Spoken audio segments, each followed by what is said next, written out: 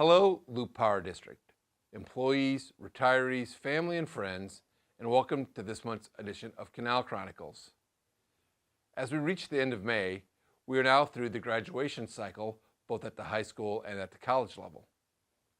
I want to take a moment to congratulate all of the high school graduates in the Loop Power District area, as well as those that have graduated from college, and wish them all the best in their upcoming endeavors.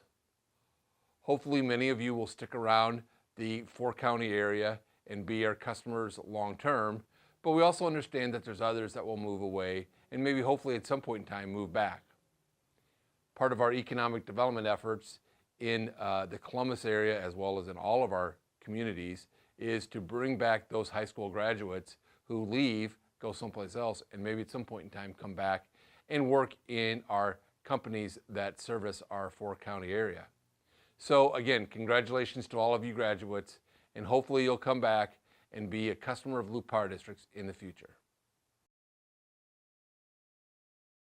At today's board meeting, the Board of Management discussed district water issues. As you may recall, in October of last year, the district filed our non-capacity license amendment with the Federal Energy Regulatory Commission. FERC noticed that application in April of this year and set that for people to intervene or provide comments on our non-capacity license amendment. Those comments and motions to intervene were due on May 2nd, and by May 2nd, no one had filed any outside comments. Now the district waits for FERC to act on our non-capacity license amendment as we move forward.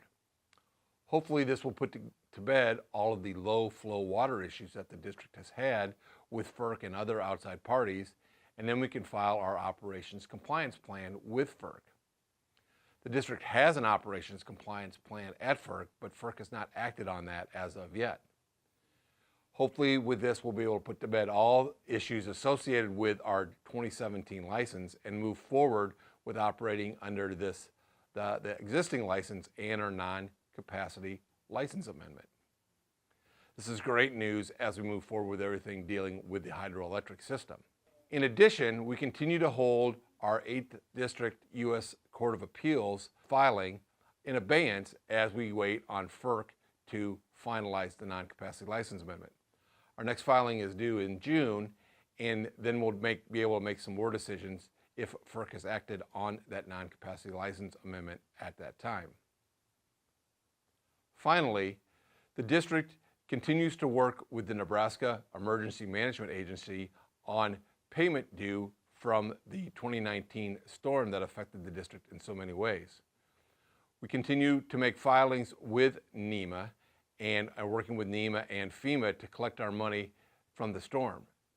Currently, we have obligations from FEMA and NEMA to pay the district approximately $6 million if we can get all our filings put together, and we continue to work with officials from NEMA and FEMA to get those filings put together. So hopefully we'll have some additional news on that in the upcoming months. Another topic that was discussed at today's board meeting was the continuing negotiations with the Nebraska Public Power District on a new wholesale power contract. As we've discussed in the past, NPPD is looking to wholesale customers for new wholesale power contracts due to the large load increases that NPPD expects to see in the next number of years, as well as the need to build new generation to meet those new large loads. We've been meeting and discussing this with NPPD for the last 18 months, and we're getting close to resolution on a number of items. NPPD's management continues to provide various subject matters for the wholesale customers to review, and a small group of wholesale customers is meeting with NPPD's management to narrow those down and reach agreement. We're close to doing that, and now we're going through a red line of the wholesale power contract to make sure that the concepts that have been agreed to match the words that are in the contract. This is a lengthy process, and NPPD wants to have wholesale contracts ready to be signed by wholesale customers sometime in the next couple of months so that these can all be in place by the end of the year. This is extremely important for NPPD as they look to finance these new generation projects over a 30-year period and want to have wholesale power contracts in place for the entire 30-year period of those contracts. More information will be coming up, But the board asked a lot of questions today about the contracts that we have in place, what some of the new concepts are, and how these concepts will work in moving forward with NPPD. Probably one of the biggest concerns that our board has right now is signing a 40-year contract with NPPD and what that means for the future. The board of directors at Loup Power District has not signed a 40-year contract in the past, so this is something new as we look forward as to, do we have the ability to get out if things go the wrong way, and what are the possibilities of things going wrong, and what would happen in that case for the district. Board is very concerned about all this, but I think the concepts that are being discussed between wholesale customers and NPPD's management are moving along the right directions for most of the board to be agreeable to as we move in the future. So stay tuned for more information regarding this. As you may have seen, earlier in May, the district provided payment to all of our communities for the revenue received in the first quarter of 2025. In each of the district's professional retail operations agreements with each of our cities, towns, and villages, the district provides 11% payment of the revenue received in those towns back to the communities for leasing the infrastructure within those communities. As many of you know, the communities actually own the infrastructure inside their communities, and the district leases that from them and utilizes that as if it's our own, but really it is the cities at the end of the day. So we pay a lease payment to the cities of 11% of that inside revenue. This payment totaled approximately $1.8 million, and the cities mostly use that as part of their general funds for other repairs and needed infrastructure improvements within the city. We'll be making another payment in August to our cities, towns, and villages, and we'll report on the first half payments at that point in time. So it wouldn't be a Canal Chronicles if I didn't touch on safety to some degree.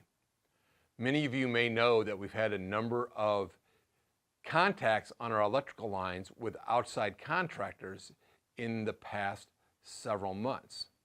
One was a farmer up near the Albion area, another was a contractor up in the Clarkson area, where they actually had contact with their equipment and on our lines. I want to encourage everyone out there that sees this, be very careful what you're doing around live electrical equipment. Check to make sure your equipment is lowered to the lowest possible level. And if you have any concerns about where your equipment stands with regard to our live lines, make sure you contact us and we'll work with you to make sure that you don't hit those. Thankfully, nobody was injured in either one of these accidents, but it's always a good reminder to be careful when you're working around electricity, because it's very dangerous and it only takes one misstep and you can lose a limb, or worse than that, even lose your life. It's very sad to see incidents like this when we know people just need to take their time, be safe about what they do, and understand the dangers of working around electricity.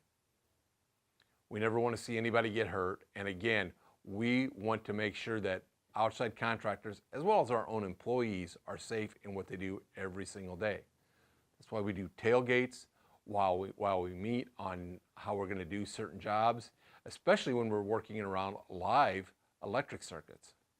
It's always important for our employees to take all safety precautions, and we want everybody in the outside world to do the same thing. Even though you may think you know what you're doing, double check with us and we will work with you in any way that we can to make things as safe as possible. So with that, and as always, be happy and stay safe.